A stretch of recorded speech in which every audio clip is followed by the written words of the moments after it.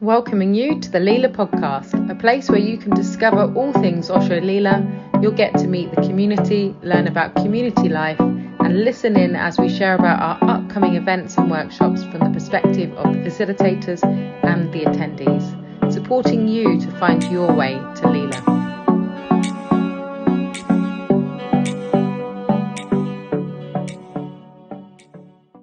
So welcome to the Leela podcast, and today we are joined by the wonderful Gayatri. Gayatri is a friend of Leela, been around for about 10 years I think, visiting Leela, being part of our extended family. Gayatri is, and I'm going to try and get this right, Gayatri is no, I can't remember.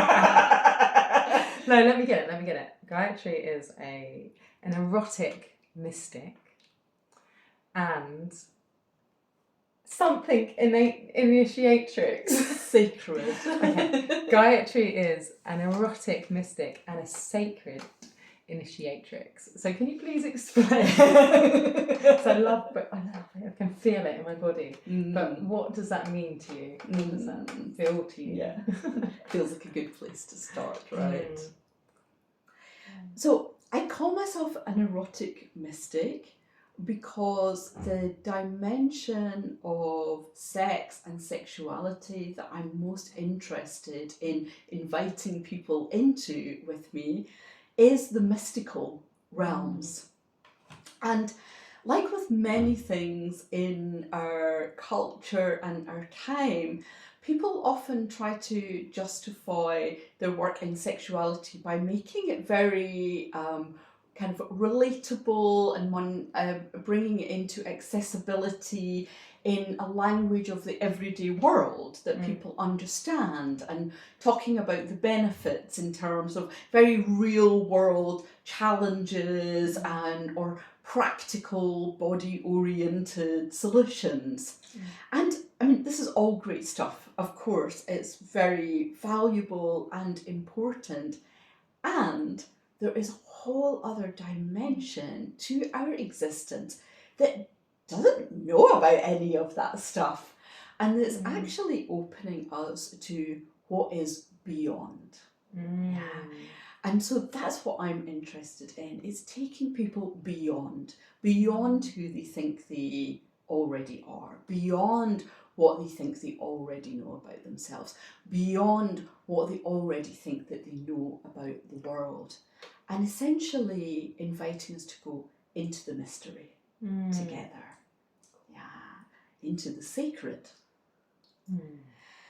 And so the part about being a sacred initiatrix is, I feel, one of the great tragedies of our culture is that we don't have any initiation into growing up, essentially. Yeah, we have very few markers of our development and our progression in the world. And, you know, back in the day, we had much more distinct places on the life journey that let people know, okay, now you are no longer a child, you are an adult, you are becoming a sexually mature being. And as these kind of rituals and markers have fallen away, things have become more blurred and often for people more confusing. Because I feel like there's a part of us that knows and longs for these acknowledgements of ourselves and of our progression through life. And particularly around our sexuality, we're not often being taught in a healthy way how to become a sexual being. Yeah. So there's a real lack of education. And what education there is, again, it's on a very physical and fundamental level, and it's like, don't get an STD, don't get pregnant. And there's very little about pleasure. There's very little about what feels good to me in this body, and how do I communicate that to somebody else so that we both have really fulfilling and beautiful experiences. Yeah, how do we create love and joy and bliss and ecstasy with one another, right? And so without these initiations and without this guidance and education, many people are left just trying to work it all out for themselves. Many people turn to porn to give them, some insight, some ideas. And porn is set up to be visually stimulating, and it's not necessarily based in what feels good in this body. Yeah, it's a viewer-oriented medium. And so this creates a lot of confusion for people. It creates a lot of dissatisfaction. And there is a whole beautiful dimension to be explored in our body, in our sexuality, that just gets kind of fundamentally missed. And that is what I love inviting people into. Because for me, this inevitably takes us into the sacred. And the sacred is within our body, within our breath, within the body of this earth. It's a place that we're never actually away from, but we can also return when we have the space to really, really drop in. Oh, yummy, yummy. It's so interesting as you're speaking, because I'm getting all of the points in my upbringing, coming through of the sex education and the not knowing and the just kind of going in and just no guidance whatever, and then just the journey of how you then don't follow your needs, you follow the other needs of the other person, and just making it up as you go along and say, oh, absolutely sounds beautiful, that description. Really beautiful. And in my experience, many people, it's almost like we need a permission to do it differently. There's a standard story around sex that many people are following like a script without even realising it, because they've never actually had the time or the space or the permission or the encouragement to do anything different. So everybody's trying to fit in with this this is what a human being does. This is how a human being does sex. This is how a human being does relating. And even though it doesn't really work for me, there must be something wrong with me. I'll try and do it more. Rather than saying, maybe there's something wrong with what we're being told about all of this stuff. And maybe I can work out my way, the way that feels really good to me and the one or ones that I want. Beautiful. And what comes is how what came up was holding there for me, of just wow, what is it to have a mentor, a guide, somebody who has that wisdom, and to actually have that which has been so missing in our culture and our upbringing and all of that, and how beautiful that that's something that for you is something you are living. Being able to hold those spaces. So. Yeah, wow. And I do believe I have the best work in the world. Oh, how wonderful.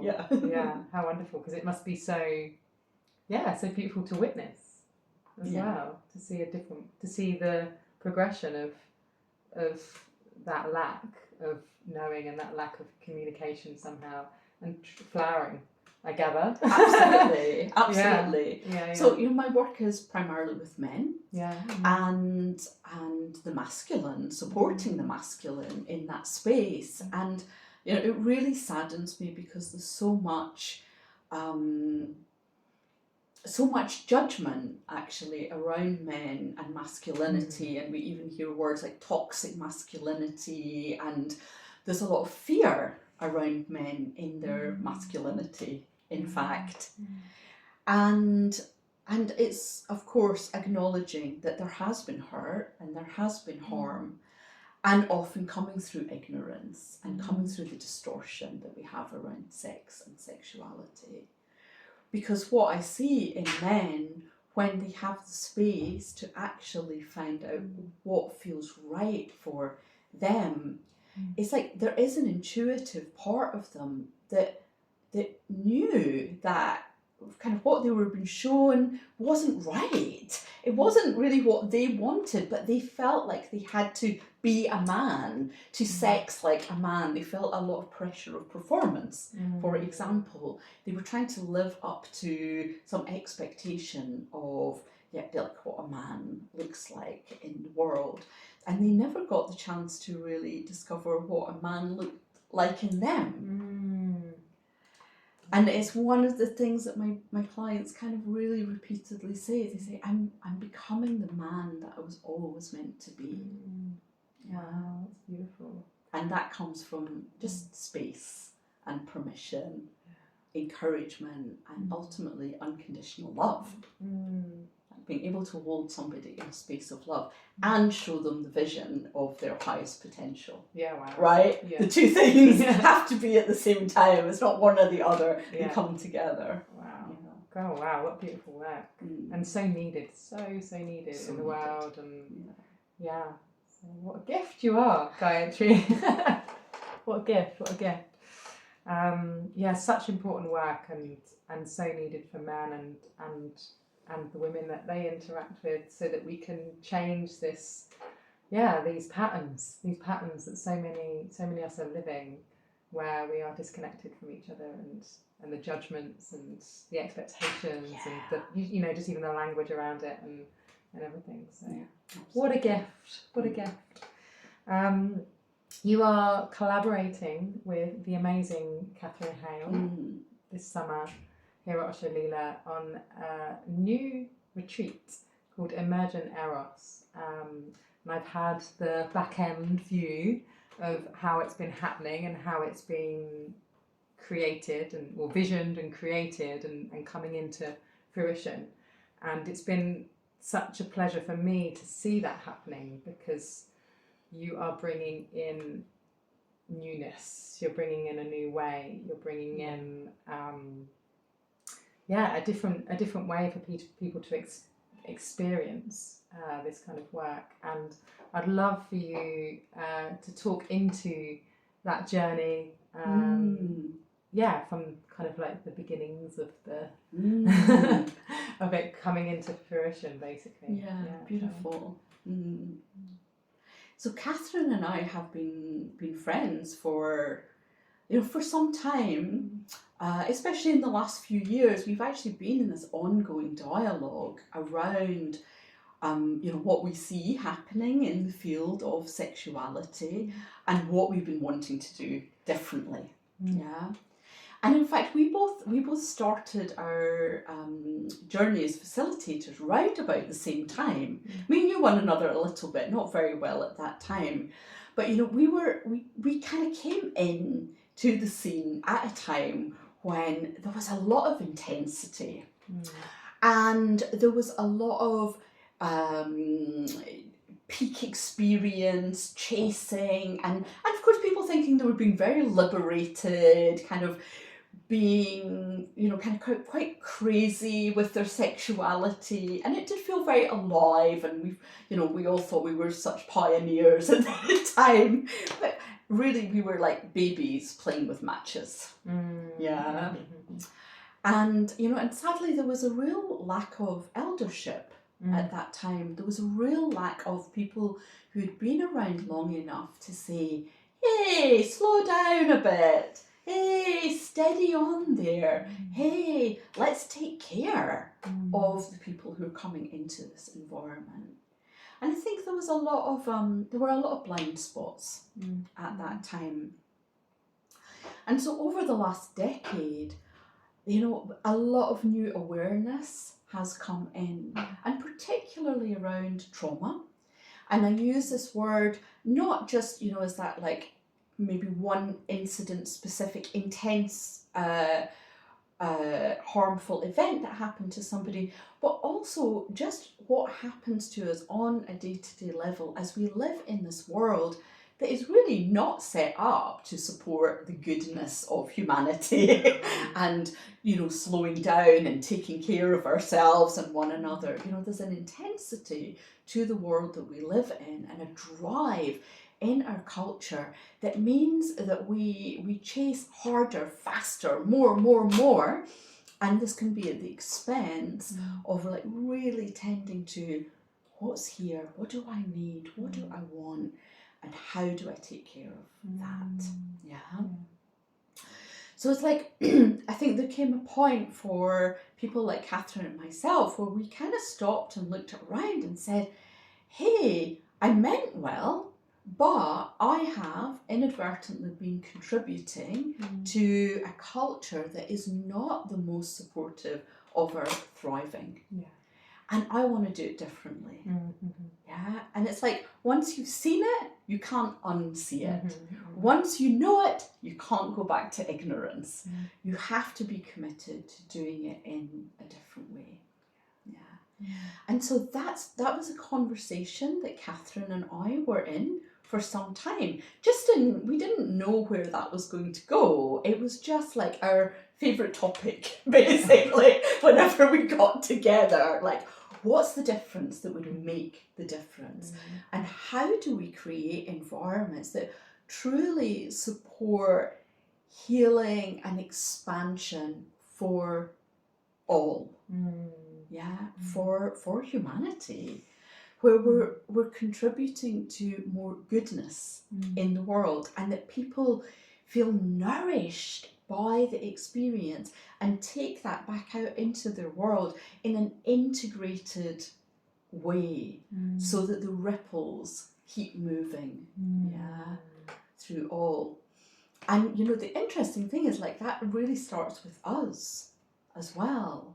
It's like, if I, as a facilitator, am not deeply anchored in a sense of regulation, in a sense of calm, in a sense of security and safety in my own body, then how can I invite other people into that space? Yeah. So it really starts with us as the facilitators and the facilitation team, the care that we put to ourselves, and then how we extend that care to others. Yeah, beautiful, love it, and totally on board with it. It's such a journey, isn't it, of taking care of self and being able to be that, so that you can be that role model in that space. Yeah. So.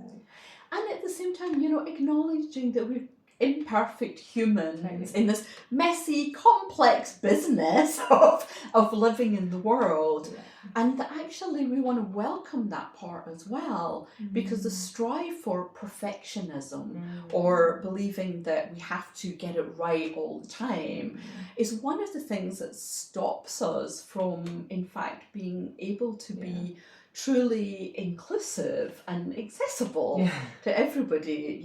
We've set like an impossible standard that then creates a rigidity in how we show up. Whereas if we also can acknowledge, like, we're doing it as best we can from where we're at, and it's good enough for now, and we commit to continuing to evolve with it. It feels like such a more healthy place. From which to share the work. It's a continual coming home. Continual, isn't it? Coming back. Oh, it's beautiful. And with the kind of conversations that happened, and then we were obviously approaching you or Catherine initially to kind of create something, because here at Leela we're kind of, like, how can we do better? And we're continually in this process of like shifting and changing, and so to bring you both in with your with that integrity and with those conversations happening within you is just beautiful, that now it's coming into fruition. Emergent Eros is here, the opportunity for people, and I know we were chatting earlier about people that have applied and just like, wow, okay, this space is here to be experienced. So it's, with pleasure that it's happening. And can you talk into, because there's a few elements of Emergent Eros, and it was for me as well when the kind of copy came through, and I was like, Eros, what? And I was in my own contemplation of like, what is Eros? And for some people that is a new word, a new concept. For some people they have a version of it, but for Emergent Eros, what is it that's coming through with it? So Eros is the energy of existence, expressing itself through you as aliveness. And you know, I love this word eros because I feel it speaks to me of life force energy that is present within everything. You know, look at these roses, right? Which are just vibrating with their radiance and colour. And, you know, and we look at this and we feel alive. We feel a pleasure through looking at it with plants, nature, a sunny day, the seaside with the waves flowing. It's like all of these things bring us into a sense of aliveness. And we are this also. Like, I don't even want to say things like we're part of nature. It's like we are nature as well, right? But because of the preferencing of the mind that happens a lot in our culture, we tend to forget that. We're living our world through the head, and we're not so in touch with the aliveness that's present within our bodies. And so, in fact, much of the conditioning that we have as we grow up in the world really stifles our aliveness. It stifles our capacity to be in the flow of life, in intimate relationship with all that is. And so currently, not currently, but consequently, we tend to feed our experience of aliveness into very narrow definitions. And sex is one of them, right? So it's like, as soon as you use the word sex, people go into this very tiny box of what it is, how it looks like, how you should be doing it, usually without even realising it, And so, in a way, like I prefer to speak about Eros because it just immediately opens the potential of what it is that we are speaking about, from a specific act into an energy that is moving through. And for me, the conditions for really meeting our Eros are qualities such as playfulness, curiosity, and innocence. It's like dropping the story and the script about how it should be and actually starting to tune into what's here in this moment, what's in this body, what's in this space, what's between us, and following the aliveness. Because when we follow the aliveness, we're more likely to be following a stream of pleasure and enjoyment. And if we're not following that, it's like, maybe we shouldn't be doing this thing that we're doing, right? Oh, maybe there's something else that we want to explore together. Or maybe there's just something completely different. And being able to be honest and authentic around that. It's like, what a relief. Rather than, oh, well, we started this thing, so we better go to the predefined end goal that we've been told is what it looks like. So much harm comes from that, and so much unfulfilled, lack of fulfillment, right? It's like if instead we were just really present to the moment and to the aliveness and let that be our compass and our guide. How different would our interactions be? How different would life be if that's how we lived? Yeah, absolutely. Again, images coming up in my head of times and places, and as you're speaking, you're reconnecting me to the life force, right? It's like the breath is deepening. I feel more spacious. I can feel the muscles relaxing in the body because it's like the aliveness is here in this moment, in every moment, and we just have to keep reminding ourselves of that and being in those spaces so that we can experience it and then live it more and more in our everyday lives.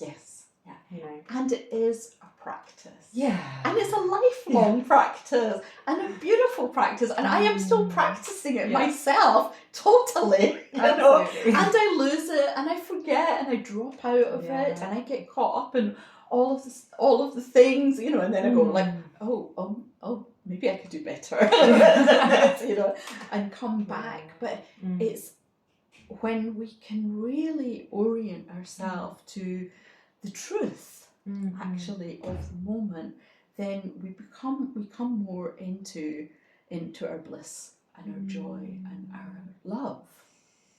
Yeah, totally. I can feel that. I can feel right now. Yeah, the body is more present. Yeah, there's like effervescence that comes through whenever we sit in this place of truth and love with one another. Totally. Yeah. Beautiful. So just spend a moment, just be in yourself. Take this moment right now just to feel your body, to feel the life force in you, to feel your breath. How beautiful just to be in the moment and just to feel. Yummy. So with Emergent Eros, like, it's different to what we've provided here at Leela before. There's a change, there's a shift, and it would be really nice to kind of feel into who is this for? You know, who is this experience, this retreat, this journey that you're creating? And it's going to be a really kind of very hell container. Yes. Actually, you know, there's a you know, that kind of masculine container is holding so that things can flourish. Yes. And very, you know, very much, you know, the community won't be coming into it. The volunteers even will be around the edge, and we're going to be supporting and nourishing around the edges, you know, with the food and all the good things. But who is this? Yeah, who is going to be there? Like, who are you inviting? So the people that we've really intended this event for, and in fact the people who have been really drawn to it, are in fact people who've been around for a while, people who've already done some exploration around intimacy, their sexuality, their embodiment, and they feel this sense of potential that there could be a different way to do it. That there could be something more that can be explored within a container that is really preferencing and prioritizing slowing down, tuning in, doing it together. This feels like a really collective exploration. So this is one of the differences that we've made from other festivals, for example, that have gone on at Leela, is it's a closed group so that we can hold that space for everybody, and we only offer one workshop at any time, so people are not being split out into different things, everybody having different experiences. We move as a group on the journey. And of course people are absolutely in choice if they want to step out of things and they need their downtime. In fact, we're really going to be encouraging people to really tune in with, like, what am I in capacity for in this moment? But the intention is that there is a journey that we all move through together, so that we're doing it not only as individuals, of course with everybody's unique journey, but as a collective field of exploration. And where can that take us? With our curiosity and our playfulness and our innocence, it's like, what do we create all together? And so, you know, for this reason, it's not for people who are total newbies, because then it would be too much. They wouldn't have enough ground under their feet to be able to step in to that kind of space. And it feels so exciting that people are coming, like, already with this understanding of, I know myself in this space. I know enough about myself to be able to tend to my needs and feel into what I want moment to moment. And I have the humility to know that there can be something else, and the curiosity and the willingness to step in to that space, so that we can all go on a marvellous adventure together.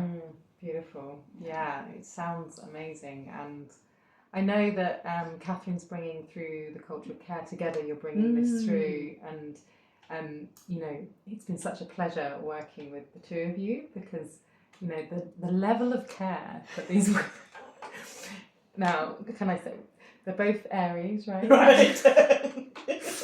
Oh no, but sorry. So I'm Aries. You're Catherine's Sagittarius, but we're both fire signs. Fire signs. So you're both fire signs. That's what it is. Okay. Yes. And little me kind of on the other side, and I'm sending through things, and it's like just tweaking this, and it's such an up level for me, because the level of care that you put into the whole, you know, from the interview process to what it looks like online, and I love it, because like I said, it's an up level, you know, for me personally in my professional little job at Leela, and that's all, you know, I can feel it. Yes, I can feel it for myself, and just speak into that part, you know, like how it's being held, and that would be lovely to hear. So this kind of care and attention to detail is basically one of the differences that really makes the difference. And this is something that I perceive many facilitators and events haven't necessarily paid enough attention to. That any event is not just the moment when we're all in the space together, it's what happens before. It's how we invite people into that particular offering so that they really understand what they're coming into, so that they really know if they themselves are ready for that, if they're signed up for it. And it just means that the more care we put in up front, the more the right people who are drawn to that specific offering at the right time on their journey, that they can come into that space. And it means that when we actually get in the room together, we're already halfway there.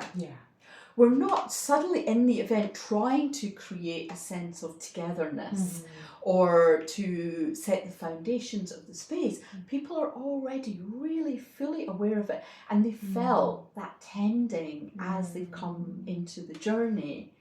So that for me, it means that we can go into a much deeper, richer space with one another. And it also means when people come out the other side, they're more integrated in the experience, because it's more woven into the fabric of the everyday, rather than just suddenly diving into something, having a really intense time, coming out the other side feeling completely rinsed, and then not really knowing what to do with the experience. So there's like a much longer, slower journey that we're inviting people into. And that requires a lot of care and attention to detail and laying the foundations way before people even get in the room. But it makes such a difference whenever they are in that space. And that's something that I've heard many, many times from participants in my space, actually. They just say, oh, like, they say, like, I don't know how you do this. I don't know how you do this thing, but like something happens in your space that doesn't happen anywhere else. And it's like, actually, it's all of that. The lead up, the invitation in, the preparation. When people feel held and cared for and seen and acknowledged, then we can all really go on a journey together. Yeah, totally. Wow. Yeah, and it's beautiful to witness. And I feel as well like the level of holding, you know, we talked earlier as well, it's like sustainability, you know, like you're offering so much, and that takes a lot of time, a lot of energy, a lot of planning, prep, the actual experience and the aftercare. And it's kind of, you know, for Leela anyway, we have, you know, it's an upgrade in also the costs, you know, for people. So can you just speak into that piece as well? Yeah, absolutely. And so, you know, what I want to, the place for me to start is, you know, I remember when I was on my own, you know, kind of sexuality journey and going on trainings and workshops, and many of my teachers, much of the model that I saw at that time was a relentless pace of activity. Like, teachers would literally fly in the morning of the workshop, sometimes being late because of travel delays. They would just have come from another event, and there was an intensity to their pace, which, you know, partly there was a bit of a badge of honour, Like, oh, well, I've just come from this thing and now I'm going to that thing, you know, like that was the way people did it then. But there was also a financial pressure, right? That people were sort of, there was a kind of survival mode, it felt like. And the reality is, if we want to offer an experience where we're really tending to things, not just in the event, but well before, and also care afterwards, it's like that means that the amount of time and energy that the space holders and facilitators are putting in is much longer. And in order to make that actually doable for us, it does mean that the investment that we're requesting from people goes up. And you know, and I can understand that can feel difficult for people, especially in a time when, of course, it can be quite crunchy financially, and it's like, I totally get that, and we really acknowledge and honour all of that. And it's like, and we're in that as well. And it's very easy, especially in the world of, let's call it, spirituality and personal growth. Sometimes people have an attitude kind of like, oh, well, if you love it, you should just do that work, and like you shouldn't charge. But it's like, that's not the world that we live in. And actually to be able to also tend to ourselves with really good self-care, so that we can show up fully resourced and hold that space for other people, not to come in frazzled, basically kind of, you know, then projecting our own shit onto the participants, right? You know, being impatient and all this kind of stuff. Like to come in being really grounded and resourced, and to offer the experience that's truly in service to the people who come. That requires us to build sustainability into the ticket cost, basically. And it feels like we're in a transition around all of that, where a lot of people have realised, gosh, the old way, it wasn't working, it wasn't sustainable, but the new way hasn't fully come in yet. So we're, you know, we're finding our way. We're finding our way with all of that stuff. But it feels so important to have that ground underneath us. Yeah, absolutely. And thank you for bringing it all through. It's beautiful. It's really beautiful to be part of that change as well, because it's so important. I don't know how long we've been going. We never know. We're always kind of curious at the end of the podcast how long we've been chatting for. I'd love to just invite you, just in this kind of final phase of the podcast. Is there anything that feels alive that we've missed out on, perhaps, that you want to talk into?